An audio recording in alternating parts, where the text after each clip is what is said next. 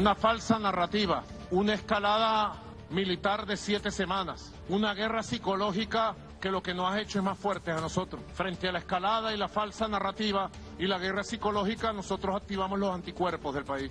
¿Y cuál fue el anticuerpo? 2 fines de semana de alistamiento popular, 2 fines de semana donde el pueblo fue a los cuarteles y luego los cuarteles fueron al pueblo. El fin de semana pasado, donde se generaron el simulacro masivo popular, militar, policial, de protección civil y preparación del pueblo, y los ejercicios de protección de nuestros mares, nuestras fronteras, nuestras montañas. Yo puedo decir 7 semanas después de esta falsa narrativa vulgar, después de esta guerra psicológica, Venezuela hoy tiene más poder para defenderse. Venezuela hoy está más firme, más plena, más unida que nunca. Hemos generado una poderosa unión nacional.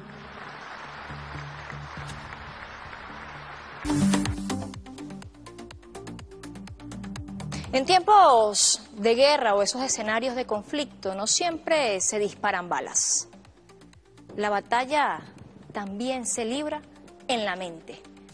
Hoy claramente vamos a explorar esta dimensión silenciosa pero muy poderosa en el marco de un conflicto. Las operaciones psicológicas.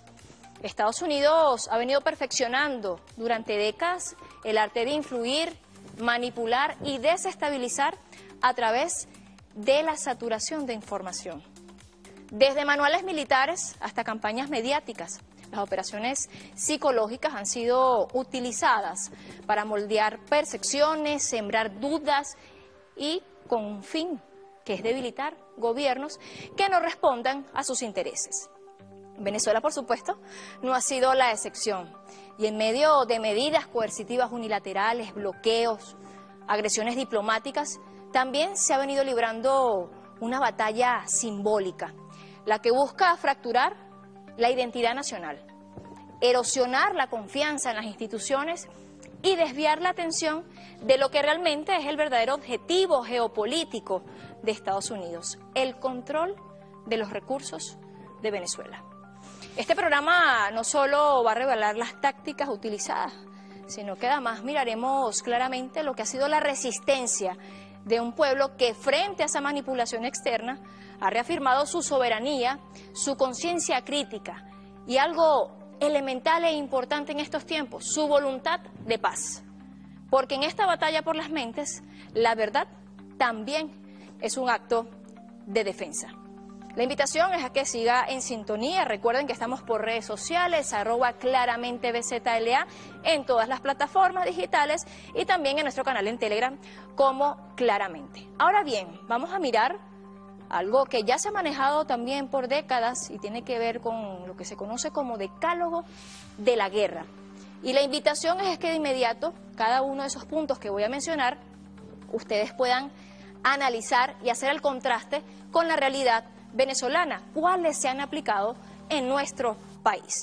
De inmediato lo compartimos con todos ustedes y justamente este decálogo de propaganda de guerra corresponde a 10 principios que fueron descubiertos por el político pacifista inglés Arthur Ponsonby, recogido en su libro La falsedad en tiempo de guerra. Ya ustedes aprecian en pantalla. Las mentiras de la propaganda de la Primera Guerra Mundial fue publicado en 1928 a partir de este decálogo. Entonces han venido haciendo algunos estudios, algunas investigaciones, por supuesto para mejorar estos métodos de propaganda y para aplicarlo en las conocidas como operaciones psicológicas y cognitivas que buscan justificar intervenciones militares e invasiones a otros países. Veamos de inmediato. Como número 1, allí tenemos entonces, nosotros no queremos la guerra. Esto lo dice precisamente quien quiere propiciar la guerra. 2, el enemigo es el único responsable de la guerra. 3, el enemigo es un ser malvado. Como punto número 4 de ese decálogo, estamos defendiendo una causa noble, no nuestros propios intereses. ¿Será que esto se parece hasta ahora lo que ha hecho en este momento y por años Estados Unidos en el caso venezolano? Sigamos haciendo la reflexión con la lectura de los siguientes puntos de este decálogo. Como número 5 tenemos que el enemigo comete atrocidades voluntariamente. Lo nuestro son errores involuntarios. Vean ustedes de qué manera se viene desarrollando entonces este decálogo. Y vemos 5 puntos que, si lo revisan junto a mí, como lo hemos venido haciendo, pueden ustedes darse cuenta cómo se ha venido aplicando en Venezuela. Como punto número 6 tenemos: el enemigo utiliza armas no autorizadas. Como número 7, nosotros sufrimos pocas pérdidas, las del enemigo son enormes. Esto en casos cuando ya está en desarrollo el conflicto armado. Afortunadamente, en nuestro país eso no ha ocurrido y se está abogando y apostando a que no ocurra. Sin embargo, está planteado dentro de este decálogo de propaganda de guerra. Como número 8, los artistas e intelectuales apoyan nuestra causa. Por eso no es casual lo que hemos visto en redes sociales de algunos actores del mundo artístico que se pronuncian a favor de la llamada causa de los Estados Unidos. Como número 9, nuestra causa tiene un carácter sagrado. Y como número 10, los que ponen en duda la propaganda de guerra son unos traidores. Vean entonces ustedes estos 10 puntos importantes que nos permiten mirar y hacer el contraste con la realidad, porque algunos de estos principios los aplicaron en tiempos del presidente Hugo Chávez y ahora la aplican con el presidente Nicolás Maduro Moros. Lo que se ha venido es modificando, modernizando cada uno de los métodos según la época. Hoy la guerra es multiforme, híbrida, compleja, y Venezuela ha servido como un laboratorio donde se han aplicado todos los métodos que hemos mencionado. Guerra económica, guerra psicológica, guerra cognitiva y pare usted de contar. Ahora bien, las justificaciones de Estados Unidos para entrar en guerra a lo largo de la historia también tiene datos de mucho interés y ya lo estamos viendo en pantalla. Porque este país ha recurrido a hechos controversiales para justamente tener un motivo, una justificación para las guerras e invasiones. Uno de ellos fue el hundimiento del acorazado Maine en el puerto de La Habana, en Cuba, en 1898, donde hubo una explosión en ese barco que causó la muerte de más de 260 marineros estadounidenses, por lo que este país acusó a los españoles y fue entonces la justificación para declararle la guerra a España. ¿Y cuál era el fin? Quedarse con la isla. Hoy día ya se sabe, por todas las investigaciones que se han realizado, que eso fue un accidente. En 1941 se da el ataque japonés a Pearl Harbor, que causó 2.403 muertes y 1.178 heridos. Y aunque se presentó como sorpresa, el gobierno de Roosevelt ya conocía de estos planes. Y justamente este ataque fue la justificación para poder entrar en la Segunda Guerra Mundial y hacer una redirección de toda la economía hacia el conflicto. Nos vamos ahora a 1964, el conocido incidente del Golfo de Tonkin, que sirvió también para escalar la guerra en Vietnam. De 60.000 soldados, Estados Unidos pasó a desplegar 500.000. Documentos que ya han sido desclasificados han revelado que el segundo ataque nunca ocurrió y que el primero fue provocado, adivinen por quién, por la CIA. ¿Casualidad? No creo. En 2001, los atentados del 11 de septiembre también fue una justificación para la invasión de Afganistán y el inicio de lo que ellos le llamaron, y aquí abrimos comillas, la guerra contra el terrorismo. Y aunque se señaló a Al Qaeda para ese momento como responsable, igual se han dado dudas, han generado dudas con respecto a la autoría y los verdaderos intereses que están detrás de este ataque. Otro y más reciente, en 2003, Estados Unidos invadió a Irak alegando la existencia de armas de destrucción masiva. ¿Les suena esto parecido, conocido? Bueno, entre el 20 de marzo y el 1 de mayo se ejecutó la ofensiva, pero esas armas, escúchense bien, nunca aparecieron. ¿Por qué? Porque nunca existieron. Allí tienen entonces hitos, momentos que develan el verdadero interés de cuando Estados Unidos dice que quiere intervenir militarmente en un país. Y si no tiene el motivo, lo busca manera. Por eso hay que estar muy atentos a lo que se desarrolla en nuestro país, porque ellos han dado señales de lo que quisieran hacer en nuestro país, que ya lo han hecho, ya lo han practicado en otros lugares del mundo. De allí que usted hoy pueda junto a nosotros mirar claramente todo este escenario que quiere además provocar Estados Unidos en nuestro país.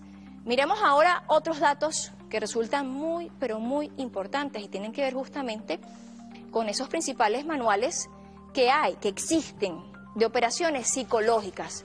Porque vaya que hay que destacar que lo que se ha aplicado en Venezuela y en otros países del mundo no viene de la nada, no es cosa del azar. Todo está escrito, todo está planificado. Entre esos se puede mencionar el Manual de Sabotaje y Guerra Psicológica de la CIA, con el cual el cual fue utilizado para derrocar al gobierno sandinista. Hay otro manual conocido como Tácticas, Técnicas y Procedimientos de Operaciones Psicológicas. También está, como ahí lo ven en pantalla, Operaciones de Apoyo de Información Militar. Está el Manual de Operaciones Psicológicas y el Manual de la Lucha No Violenta de Jim Sharp. La invitación es que cuando ustedes tengan la oportunidad puedan mirar qué contiene cada uno de estos documentos y qué de esto se ha aplicado en nuestro país. Pero que además pareciese algo oculto, algo que no se conoce. Sin embargo, ellos se han encargado de desclasificarlo. Pero no solo eso, también exfuncionarios del gobierno estadounidense se han encargado de revelar qué hay detrás de cada acción del gobierno estadounidense y no solamente eso. ¿Para qué funciona la agencia de inteligencia estadounidense, conocida por sus siglas como CIA? Vamos a ver lo que decía Mike Pompeo al respecto. We lied, we cheated, we stole. That's when I was a cadet. What's the cadet motto at West Point? You will not lie, cheat, or steal, or tolerate those who do. I was the CIA director. We lied, we cheated, we stole. It was like we had entire training courses. Sin palabras. Creo que es más que suficiente los argumentos que allí devela como si fuese un chiste este exfuncionario del gobierno estadounidense, quien fue también director de la CIA, y sin problema alguno dice que ellos mienten y también roban. Bueno, son de esas cosas que se siguen develando y que siguen mostrando el verdadero rostro de Estados Unidos. Vamos a hacer una pausa necesaria. Al regreso vamos a profundizar en el análisis de este tema, de estas operaciones psicológicas que se aplican para buscar la forma, el argumento, la intervención, para poder justificar una intervención militar en cualquier país del mundo y cómo lo han venido aplicando en Venezuela. Pero no solo eso, ¿qué ha ocurrido? ¿Han logrado el efecto esperado? Es parte del análisis que vamos a revisar claramente en la próxima parte con nuestro invitado psicólogo social, Fernando Giuliani. Ya venimos con más.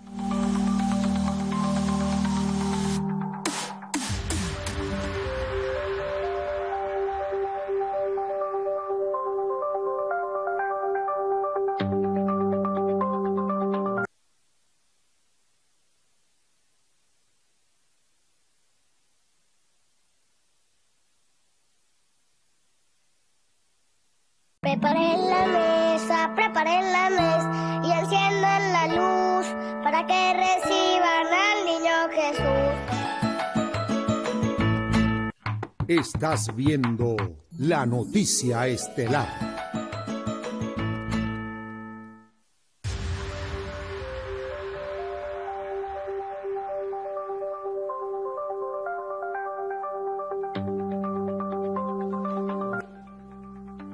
Estamos de vuelta desde el estudio 4 de Venezolana de Televisión, totalmente en vivo para Venezuela y el mundo. Recuerde que también llegamos a través de la plataforma Dailymotion y las diferentes redes sociales de nuestra casa. Como les mencionaba en la parte anterior, hoy nos ocupa un tema de mucho interés y es donde vamos a estar mirando claramente de qué va esto de las operaciones psicológicas aplicadas al mundo, pero en especial hoy en el análisis al pueblo venezolano. Y no solo eso, sino como hoy día, pese a todo lo que se ha aplicado en Venezuela, el pueblo venezolano sigue dando demostraciones importantes de resistencia y, por supuesto, de un carácter que cada vez cobra más fuerza como patriota y antiimperialista. Pero eso no lo voy a desarrollar sola, ya está con nosotros en el estudio nuestro invitado, Fernando Giuliani, quien es psicólogo social, y qué gusto tenerte acá nuevamente con nosotros en casa. Gracias, Clarita, igualmente para mí. Un saludo a todos los usuarios y usuarias. Gracias por invitarme. Fernando, fíjate que en la primera parte justamente conversaba o le comentaba a la población, a quienes nos ven hasta ahora y nos sintonizan, esto de las operaciones psicológicas a Venezuela. Y la más reciente, bueno, pudiéramos mirar lo que está ocurriendo en el Caribe, cómo han intentado a través de una campaña transnacional mediática hacer creer que es un narcoestado y por eso merecemos tener al frente unos buques, unos misiles, un submarino nuclear. ¿De dónde viene eso? Porque esto no es nuevo. No, para nada, para nada. Yo creo que lo primero que hay que poner sobre la mesa, así como telón de fondo, es que las operaciones psicológicas forman parte de la guerra híbrida, o guerra no convencional, o guerra multiforme. Es decir, tiene un objetivo fundamentalmente político y además opera junto con la guerra económica. Esto es importante tenerlo en cuenta para cuando veamos entonces cuáles han sido como las respuestas que hemos tenido en Venezuela y por qué hasta ahora no han podido lograr el objetivo. ¿Cuál es el objetivo?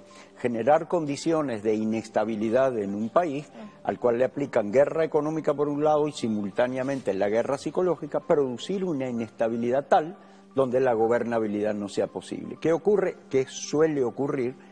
Casi uno diría que el gobierno se desploma solo, es decir, arrinconan al gobierno de turno, porque si tú no tienes condiciones para gobernar, bueno, muchos gobernantes terminan por decir, prefiero renunciar, bueno, porque se le va de las manos la gobernabilidad. Eso siempre es acompañado de sabotajes, de ese tipo de cosas. Bueno, entonces, esta guerra híbrida, que ya tiene varios años en Venezuela, su guerra económica, no lo olvidemos, fue muy ruda, es decir, y la guerra económica se mantuvo durante mucho tiempo y nos empujaron prácticamente a niveles de supervivencia. Basta con recordar año 2013, 2014, 2015, 2016. Bueno, quienes han estudiado esa parte económica saben muy bien que todo lo que ocurrió económicamente no era un fenómeno económico, era un fenómeno político. Es decir, estaba inducido. ¿Qué generó eso? Bueno, lo que fue generando un Estado, vamos a decirlo así en general, una psique individual y colectiva sumamente alterada. Es decir, ¿por qué alterada? Bueno, porque la vida cotidiana se te vuelve prácticamente invivible. La gente no tiene cómo resolver la vida diaria. No llegas a fin de mes, para ponerlo claramente, ¿no? Es decir, no puedes contar con ningún recurso que te garantice que tú puedes comer todos los días, que te puedes alimentar, que te puedes vestir, etc. Eso fue muy intenso hasta que, poco a poco, todas las diferentes acciones que el gobierno y el pueblo han ido encaminando, han ido neutralizando de muchas maneras a lo que fue la guerra económica. Y ese es un elemento fundamental también de la ecuación. Porque, Clarita, si nosotros hubiéramos continuado con el panorama que teníamos en el año 2013, 2014, yo creo que el año 2017, 18, 19, están las estadísticas, ¿no? Esa inflación que llegó al 300.000%, un nivel de desabastecimiento realmente gigantesco.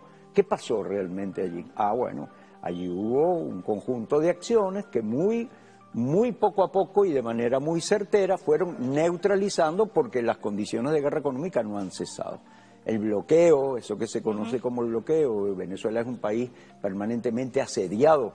Esto lo pueden explicar mucho mejor la gente que conoce términos económicos, financieros, pero Venezuela no puede comerciar libremente como lo hace cualquier otro país. Entonces, ahí tenemos ya un elemento de neutralización, es decir, ya la situación económica, sin que signifique que hemos logrado llegar a los mejores niveles, pero es incomparable a cómo estuvo en aquel momento.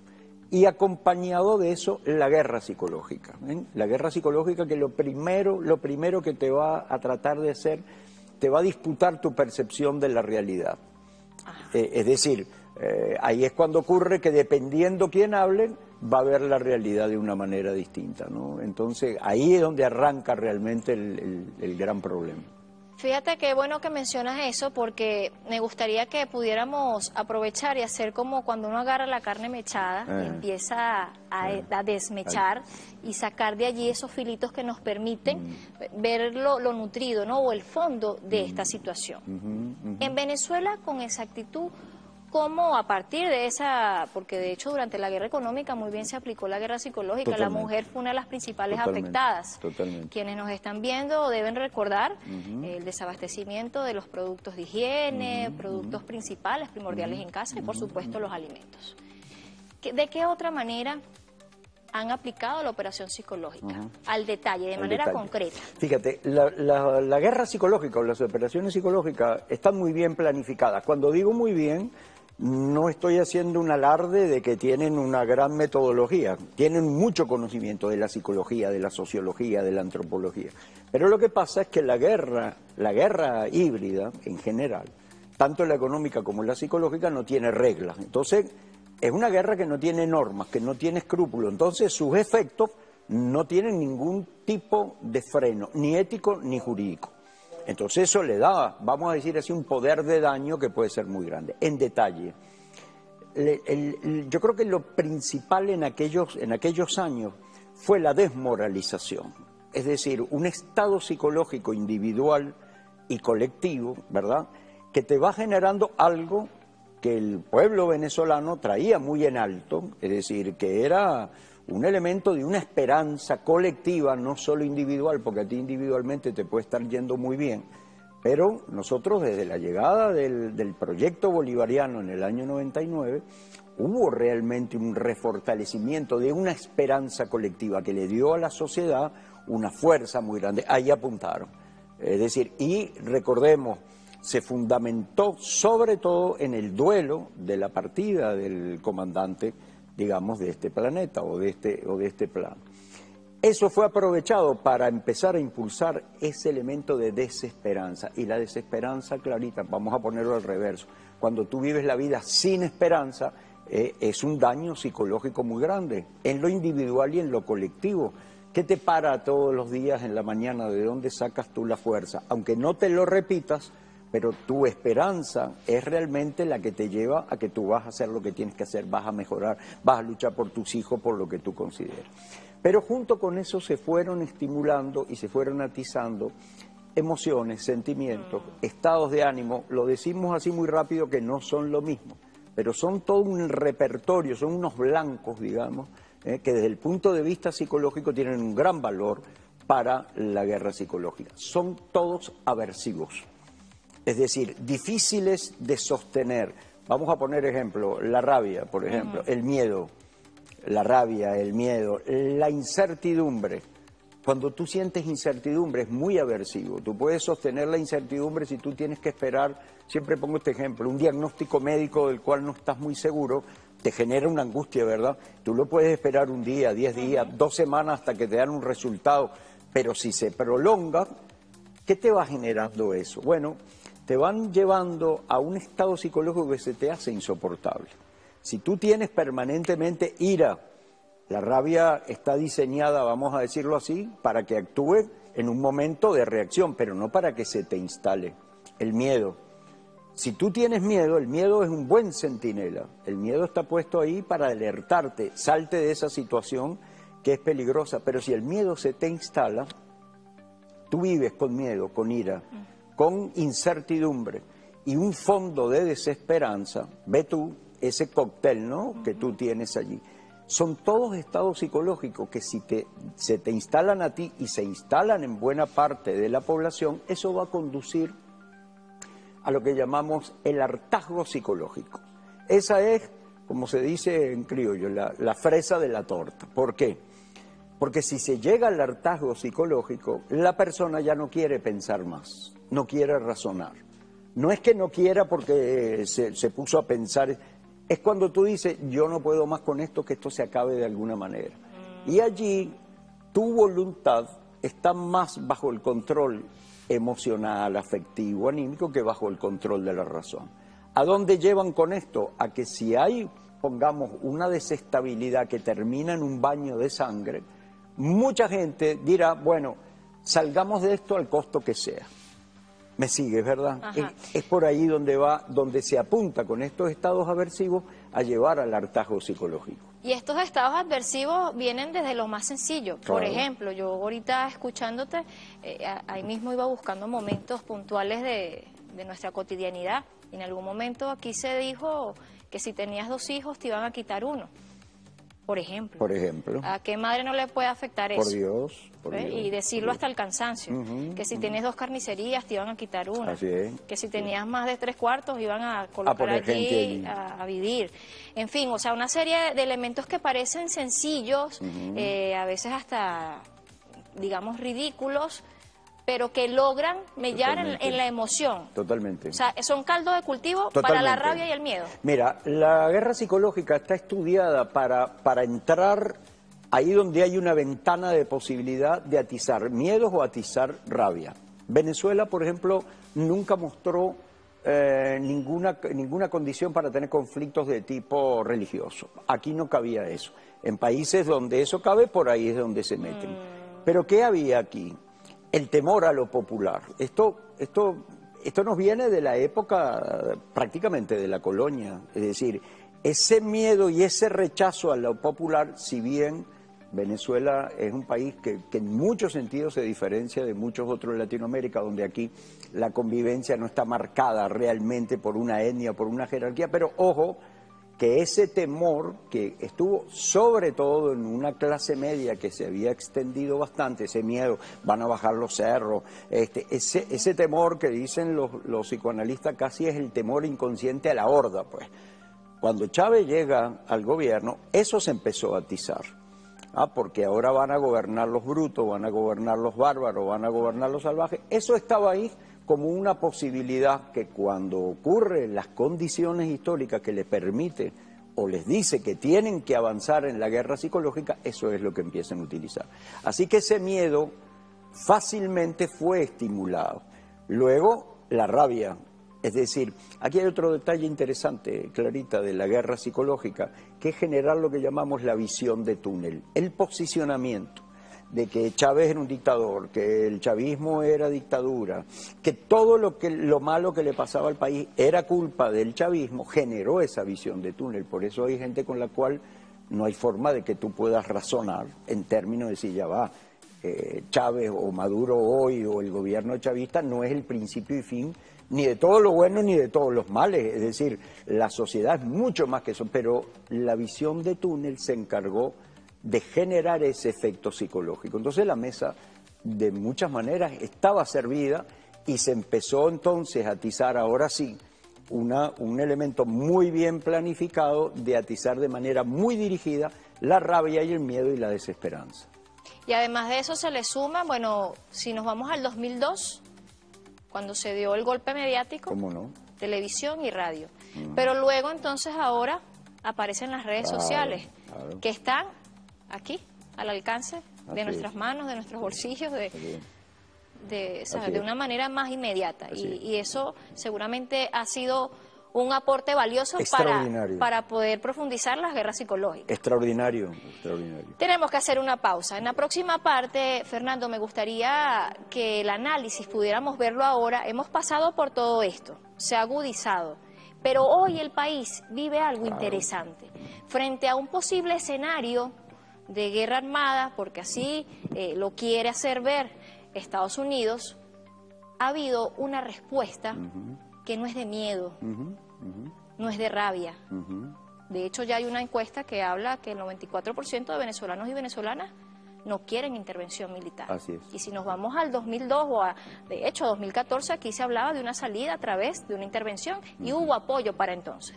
Pero la realidad ha cambiado y quiero precisamente que en la próxima parte podamos mirar qué ha pasado y por qué hoy día la operación psicológica, de hecho ya algunas autoridades lo han dicho, de una u otra manera ha venido fracasando.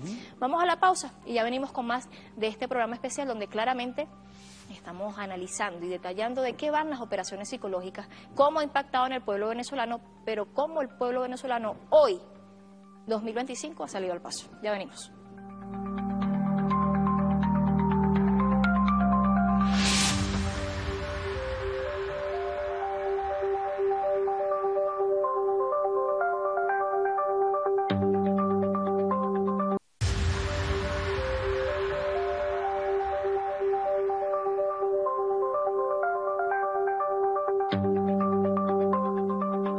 La guerra multiforme que hemos enfrentado con sabiduría, con institucionalidad, con unión nacional y que hemos vencido en cada una de sus partes y formas a lo largo de todos estos años.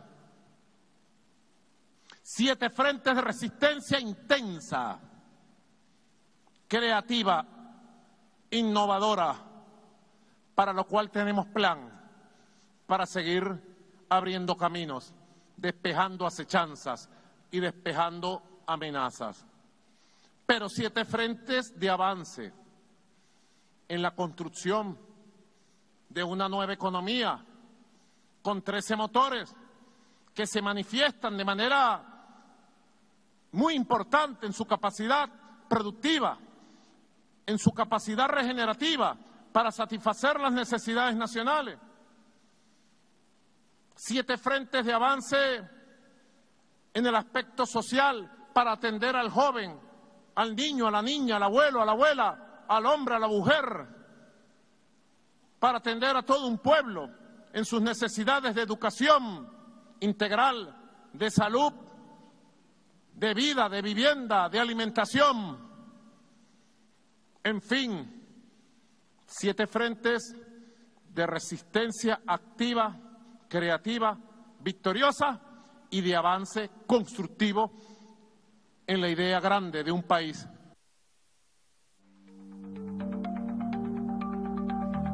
Resistencia activa, creativa y victoriosa. Qué bueno que logro rescatar eso de lo que acabamos de escuchar del presidente Nicolás Maduro Moros en lo que fue esta lección magistral ante cadetes de la Universidad Bolivariana, Universidad Militar, donde además tuvo el honor de recibir un doctorado honoris causa por ser un maestro en la defensa, la seguridad de la nación. Y este elemento que parece pasar desapercibido, Julián, y creo que es lo que le va a dar entrada a esto que dejamos en la parte anterior, que tiene que ver qué ha ocurrido con el pueblo venezolano, que hoy, frente a un posible escenario de una lucha armada, hay voluntad hacia la paz, pero de defensa. En mi territorio no te vas a meter. Aquí hay un pueblo que hasta sectores de oposición que en otroras habían demostrado también una actitud beligerante, hoy dicen, epa, ya va, la cosa no es así, no es con intervención. Y apenas un 6%, según las encuestas que ya se han publicado de Data Viva, está apoyando una intervención militar. Pero en el marco de la operación psicológica pareciese que ya no está impactando como lo esperaba el imperio norteamericano. ¿Por qué será? Bueno, yo creo que hay varios factores aquí. Uno ya lo dijimos, sin duda, fue digamos, la neutralización en muchos sentidos del problema económico, de la guerra económica. Ahora, hay algunas claves que esto está siempre en estudio porque la realidad es muy cambiante. Una es el liderazgo indudable de conducción política. Y eso hay que ponerlo adentro de la ecuación. Un liderazgo que en el marco de la operación psicológica fue puesto en duda, ¿no? Totalmente. Bueno, ¿por dónde empezó parte de esta guerra psicológica? Nosotros, cuando digo nosotros, muchos de los psicólogos que comenzábamos también a hacer nuestras primeras armas en esto, porque nadie se forma en una carrera de psicología para estudiar la guerra psicológica. Esto nos agarró a todos de alguna manera fuera de base. Una de las cosas cuando se da el duelo del comandante, y lo decíamos hace un rato, fue aprovechado eso y apareció una primera, como una frase que parecía inocua y que se repetía: Maduro no es Chávez. Y eso fue un arma de guerra, es decir, el duelo que evidentemente llevaba inconscientemente al dolor enorme de aquella figura tan querida para la mayoría del pueblo venezolano. Bueno, la figura de Nicolás Maduro en aquel momento no tuvo otra opción que asumir la responsabilidad y la conducción, pero el liderazgo se construye. En aquel momento no estaba construido, había una enorme debilidad y por eso la guerra arreció. Pero ¿qué ha pasado? Y esto es un poco la debilidad que tiene este tipo de guerra. Si no logra el objetivo a corto plazo, se le empieza a enredar la cosa. ¿Por qué? Porque si no se logra generar que el gobierno caiga, da oportunidad a la contraofensiva. ¿Y cuál es la contraofensiva? Por el lado económico ya lo dijimos, pero por el lado de la guerra psicológica es que se va develando la verdad. Es decir, por más que tú intentes, y como de hecho lo intenta, te disputan la percepción de la realidad, pero a medida que aquello que se dice después se devela que no es, esto parece un juego de palabras, pero eso es la realidad, y se va constituyendo una verdad que va cohesionando mucho más a ese sector al cual tú estás tratando de debilitar. ¿Cómo? Con la desesperanza, con la rabia, con un temor hacia algo que no está muy claro, con la desconfianza y con la pérdida de un liderazgo. Aquí ha ocurrido todo lo contrario, el liderazgo se ha ido consolidando, pero no es solamente el liderazgo del presidente Nicolás Maduro, con el indudable mérito y con todas las virtudes que tiene, todas sus condiciones para haber dirigido, tener la estrategia, etcétera. Pero es que el liderazgo no es solamente él, el mismo presidente lo repite, es que está en el territorio. Ha dado tiempo, esta resistencia inicial ha dado tiempo, no solamente que se vaya develando, digamos, lo que es la guerra psicológica. Clarita, hace 10 años, ¿quién estaba hablando aquí de guerra psicológica? Era una cosa que hoy hay una enorme conciencia acerca de lo que significa esto. Pero además hay hechos concretos de unidad, es decir, hay proyecto político, incluso hasta para que pueda ser, para servir para quienes se oponen. Esto no es una cosa difusa, que eso es donde puede funcionar mejor una guerra psicológica, donde las cosas son confusas. En cambio, aquí las cosas cada vez están más claras, diría yo. Y esto ha dado tiempo, evidentemente, ha dado tiempo a una mayor organización, una mayor cohesión. Y hay una cosa que es paradójica, pero cuando tú sufres juntos o cuando sientes un dolor juntos, eso te cohesiona. Eso la psicología lo ha demostrado hace mucho tiempo ya.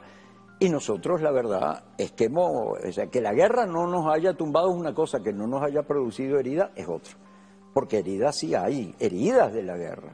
Cuando el presidente también dice, nosotros nadie nos ha regalado nada, es que de verdad hemos pasado mucho dolor. Aquí ha habido tristeza, la migración inducida, por ejemplo, Clarita, despedir a un ser querido, sufrir después por todo lo que se hizo como parte de la guerra psicológica, de estigmatizar al venezolano que está fuera. Por Dios, cuánto sufrimiento no ha habido en eso. Y eso lo que ha terminado por hacer es cohesionar. Pero ojo, se ha cohesionado porque hay conciencia y porque hay cosas de nuestra propia identidad nacional, Clarita, que creo que la guerra psicológica no la calibró bien. Es decir, también estas son cosas a muy corto plazo, ¿no? Y hay algo de arrogancia, hay algo de prepotencia también en los imperios, que están convencidos que van a lograr eso y de muchas maneras se les escapa de alguna manera o varios detalles que tienen que ver ya con idiosincrasia muy propia de los pueblos a los que ellos atacan. Y la idiosincrasia del pueblo venezolano es una idiosincrasia muy filial, es una idiosincrasia que se junta, es una idiosincrasia que no cede, aunque a veces se confunda con ese carácter festivo, ese carácter a veces lúdico, pero muy sabroso de estar juntos, y eso ha servido muchas veces para desarmar potenciales conflictos que nos hubieran podido llevar a nosotros realmente un baño de sangre. Entonces, así como hay un cóctel de la guerra, también hay un cóctel aquí muy saludable que hemos sabido ir construyendo a lo largo de estos años y que creo, no solo que nos mantiene en pie, es que yo creo que hoy estamos más fuertes, bastante más fuertes de como estábamos antes. Fíjate que es importante lo que mencionas sobre ese cóctel que contrarresta, ¿no?, a todo lo que adversa, a todo ese, todas esas cosas malas que se han venido propiciando desde lo más sencillo, que yo decía, de la cotidianidad. Y aquí quiero recordar una consigna que te decía antes de la entrevista, que tengo días en mi mente, ¿no?, de lo que le decían al comandante Fidel Castro, que tiene Fidel que los imperialistas no pueden con él. Y yo hoy digo, ¿qué tiene el pueblo venezolano que los imperialistas no pueden con el pueblo venezolano? Y mirándolo desde lo que acabas de decir, ese cóctel, yo sé que estos son procesos de investigación y seguramente en este nuevo escenario ustedes, porque ustedes, bueno, vienen haciendo un trabajo muy importante de investigación en el marco de la psicología social, ya se diagnostica, bueno, es el miedo, es la rabia, y a partir de allí son las condiciones para atacar. Y se da el escenario perfecto de operación psicológica. Pero ahora es diferente. ¿Será la alegría uno de esos componentes sin duda. De ese cóctel? Sin duda, Clarita. Y no es la alegría superficial, digamos, trivial. Es una alegría profunda de un sentido de la vida que acompaña la voluntad. acompaña la voluntad, Clarita. Es decir, aquí el pueblo venezolano en su esencia, que ha tenido que luchar siempre desde la pobreza, desde la exclusión, en su inmensa mayoría, siempre ha echado para adelante con alegría por la vida. Es decir, aquí las cosas se han construido con esa alegría que fluye sin mayor elaboración, vamos a decirlo así. Y es un pueblo profundamente solidario. Recordemos nosotros, para mí, ha habido muchos momentos en que eso se ha hecho claro, pero cuando fue aquel brutal ataque al sistema eléctrico que nos generó aquellas horas interminables de angustia, ¿qué hubo allí? Allí hubo una muestra de solidaridad de la gente. Si bien por un lado atizaban, ¿verdad?, para que se insultara al presidente y en muchas urbanizaciones eso se escuchó, pero lo que privó fue inmediatamente la solidaridad con el vecino, el anciano que estaba solo, eso quedó allí como una muestra invaluable de esa alegría finalmente por la vida y por la alegría que además nos une, que está siempre presente, que está a veces en el chalequeo, y en todo eso se da un intercambio que de mucha forma neutraliza. Pero ojo, junto con eso hay un crecimiento enorme de la conciencia, Clarita. Es decir, yo creo que la comprensión de lo que pasa, la comprensión de lo que está en juego, eso es una fortaleza extraordinaria que el pueblo ha venido desarrollando en estos años de guerra, precisamente. Entonces pudiéramos decir que ya nos corresponde, lamentablemente, cerrar el programa, pero creo que como síntesis de ese cóctel pueden haber otros elementos, pero pudiéramos hablar de la alegría, ¿cómo no?, la unión, ¿cómo no?, la solidaridad, así es, el amor, la y la conciencia. Sí, y el liderazgo. Es decir, el liderazgo y la organización de la gente, porque sin eso, Clarita, es difícil soportar una cosa como esta. Ahí está un poco ese cóctel. Se nos quedan muchas cosas que seguir analizando, Fernando, pero siempre es un enorme placer compartir contigo en estos espacios. Gracias, igualmente para mí, Clarita. Gracias por acompañarnos y tomarte este tiempo para explicarle al pueblo venezolano detalles tan importantes como este, donde todos y todas hemos sido víctimas de estas operaciones psicológicas, pero que hoy día, gracias a ese cóctel que ya hemos mencionado con sus diferentes componentes, hemos logrado avanzar y superar cualquier adversidad. Y hoy más que nunca se profundiza el amor hacia nuestro país, el amor hacia lo que somos, y ese es otro elemento que sin duda sigue levantando la moral y permite que hoy digamos que Venezuela tiene quien la defienda. Así nosotros ponemos punto final a este programa donde claramente hemos mirado todos los aspectos importantes sobre las operaciones psicológicas y cómo Venezuela ha logrado avanzar pese a todas esas agresiones. Me despido como siempre agradeciendo su sintonía, su cariño. Recuerden que estamos en redes sociales, @claramente_bzla, y en nuestro canal en Telegram como Claramente, donde mañana estaré colgando este programa para quienes no pudieron verlo completo, tengan la oportunidad de disfrutarlo y hacer los análisis pertinentes. Con libertad, amor y convicción, hasta una próxima oportunidad.